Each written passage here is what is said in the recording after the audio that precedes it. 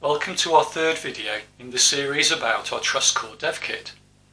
Today I'm going to introduce the different options available to you for making use of the TrustCore. Any programming is on the host side, for example a Raspberry Pi, and makes use of well-defined APIs.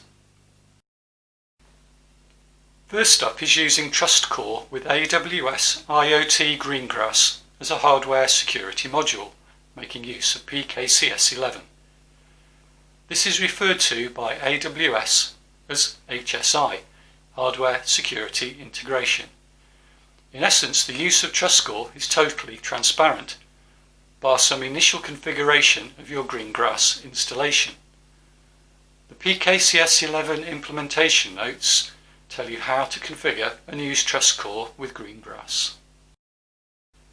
Next is PKCS11, which is the de facto API for hardware security modules, big and small. It has been around for a long time, so there is lots of knowledge out there about it already. It's a huge API, so TrustCore offers a subset of the available mechanisms targeted at IoT use cases.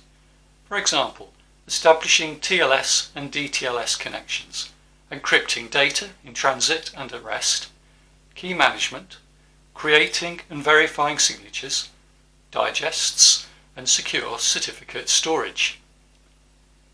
The PKCS11 implementation note details exactly what is supported. Also, the TrustCore GitHub repo includes examples of using the different mechanisms we support.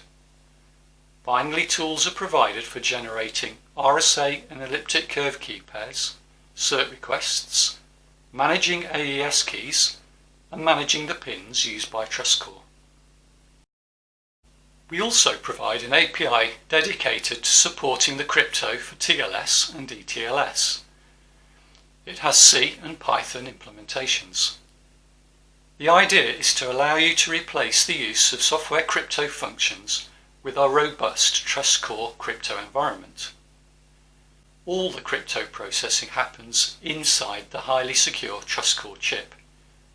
It has been tested with OpenSSL and Embed TLS and should be easy to use with other such packages. The last option is to use the low-level chip commands. If you want to do that, you'll need to contact us. Finally, it is possible to use TrustCore with a wide variety of different host platforms, so long as you have access to an I2C interface. The portable C source code is all on GitHub, and in the majority of cases you will just need to modify the hardware abstraction layer. That's it for today. Bye for now.